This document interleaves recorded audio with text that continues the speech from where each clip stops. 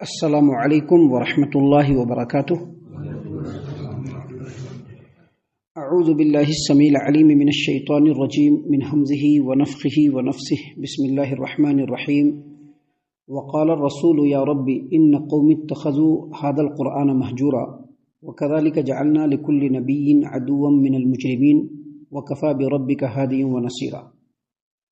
اور رسول کہیں گے کہ اے میرے رب، بے شک میری قوم نے اس قرآن کریم کو متروک بنا دیا تھا، چھوڑا ہوا بنا دیا تھا، پیٹھ کے پیچھے ڈال دیا تھا، اور اسی طرح سے ہم نے ہر نبی کے دشمن گناہ گاروں میں سے بنائے ہیں، اور آپ کا رب آپ کی ہدایت کرنے والا اور آپ کی مدد کرنے والا کافی ہے۔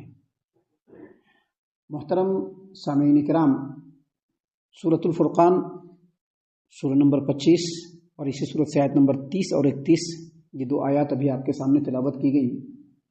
بفضل اللہ، بعون اللہ، بتوفیق اللہ، دونوں آیتوں کا ترجمہ بھی آپ تمام کی خدمت میں پیش کیا گیا۔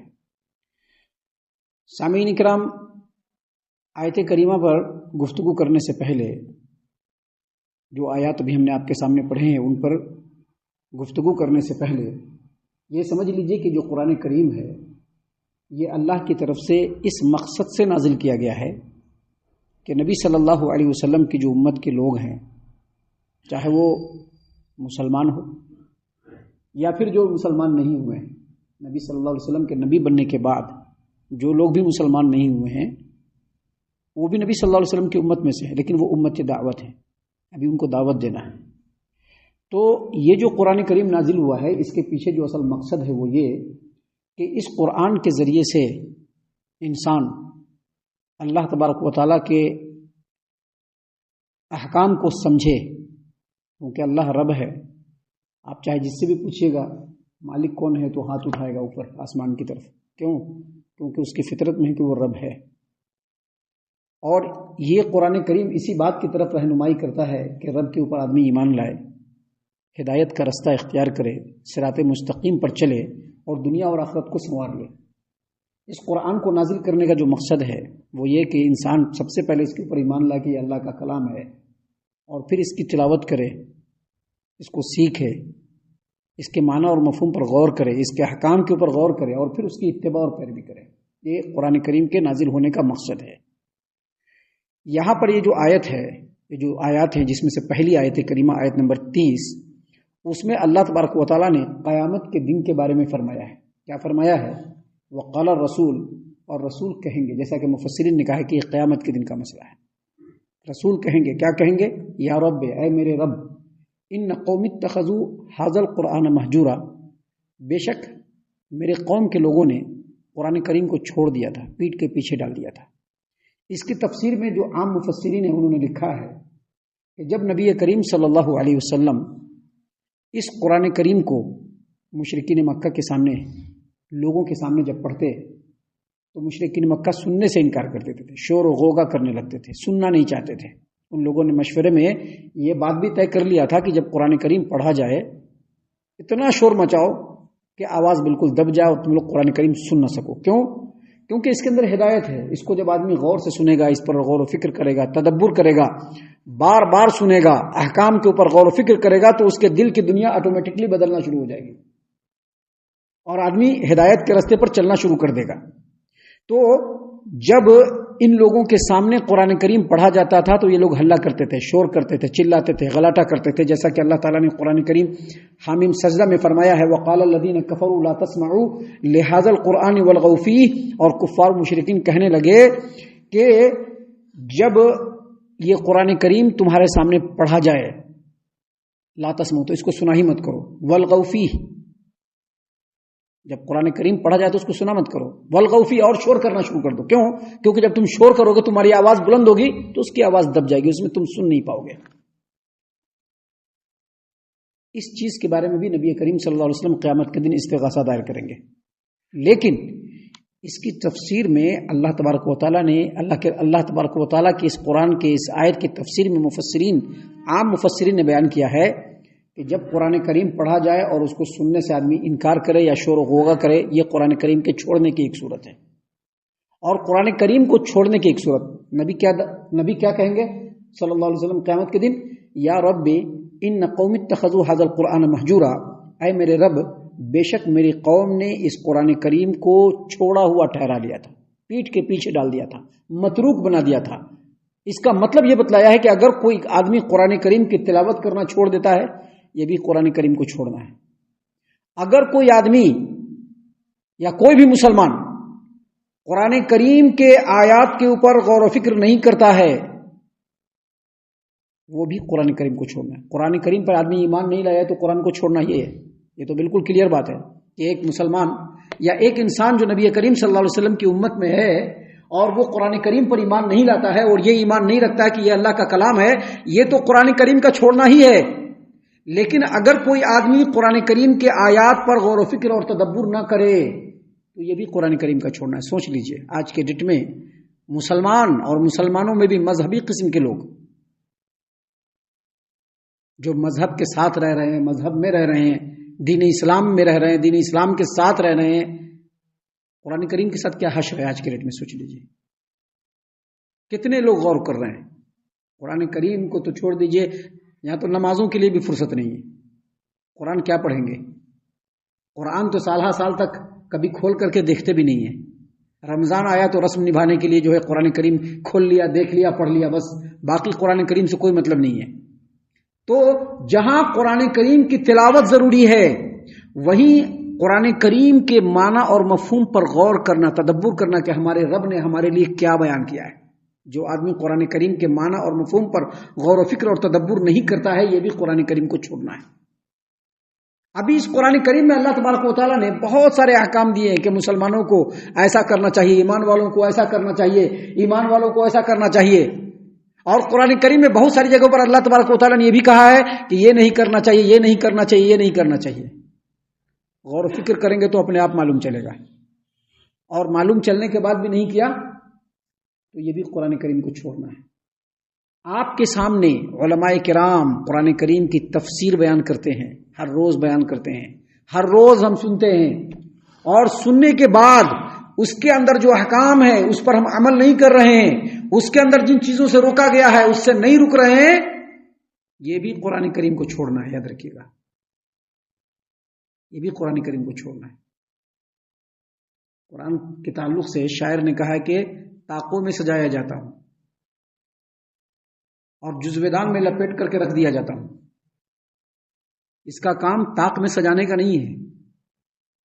ابھی ذرا سا کچھ ہو جائے عشق کرتے ہیں نا، کرتے ہیں، یہ ہے ادب، یہ احترام نہیں ہے، نہیں کہا جائے گا، لیکن اس کا اصل احترام یہ ہے کہ اس کے اندر جو باتیں ہیں ان باتوں کے اوپر غور و فکر کر کے اس پر عمل کرنا، اور اگر مسلمان ایسا نہیں کر رہا ہے تو یہ بھی قرآن کریم کو چھوڑنا ہوا۔ اگر ایسا نہیں کریں گے تو کل قیامت کے میدان میں نبی کریم صلی اللہ علیہ وسلم اللہ تبارک و تعالیٰ کے سامنے یہ استغاثہ دائر کریں گے، شکایت کریں گے، شکایت درج کرائیں گے۔ وقال الرسول، اور رسول کہیں گے یا رب ان قوم اتخذوا هذا القرآن مہجورا۔ تعویذ بنا کے دے رہے ہیں اور لوگ اپنے گلے میں بھی پہن لے رہے ہیں۔ وہ قرآن پر عمل کرنا نہیں ہوا بلکہ قرآن کے ساتھ کھلواڑ کرنا ہوا۔ جو بنانے والا ہے وہ بھی کھلواڑ کر رہا ہے، اور جو اپنے گلے میں لٹکا رہا ہے وہ بھی کھلواڑ کر رہا ہے۔ کیوں کھلواڑ کر رہا ہے؟ اس لیے کھلواڑ کر رہا ہے کہ صحابہ کرام نے یہ عمل نہیں کیا، نبی صلی اللہ علیہ وسلم نے یہ عمل نہیں کیا، آپ صلی اللہ علیہ وسلم نے کسی کو تعویذ لکھ کر کے نہیں دیا کہ جا کے لٹکا لو گلے میں۔ اس سے یہ کیا پتا چلا کہ قرآن کو چھوڑنے میں صرف عام آدمی نہیں، علماء جو لوگ ہیں وہ بھی شامل ہے اس میں، اور ان تمام کے بارے میں اللہ تبارک و تعالیٰ کہیں گے۔ فتویٰ دینے چلتے ہیں مفتی صاحب، جب فتویٰ دینے کی بات آتی ہے تو قرآن کریم کے حساب سے فتویٰ نہیں دیتے ہیں، من کے حساب سے، لوگوں کے حساب سے فتویٰ دے دیتے ہیں۔ قرآن دکھایا جاتا تو کہتے ہیں کہ نہیں ہم اس طرح سے نہیں، ہم اس طرح سے فتویٰ دیں گے۔ یہ بھی قرآن کریم کا چھوڑنا ہے۔ اللہ تعالیٰ فرما رہا ہے کہ وقال الرسول یا رب ان قوم اتخذوا هذا القرآن مہجورا۔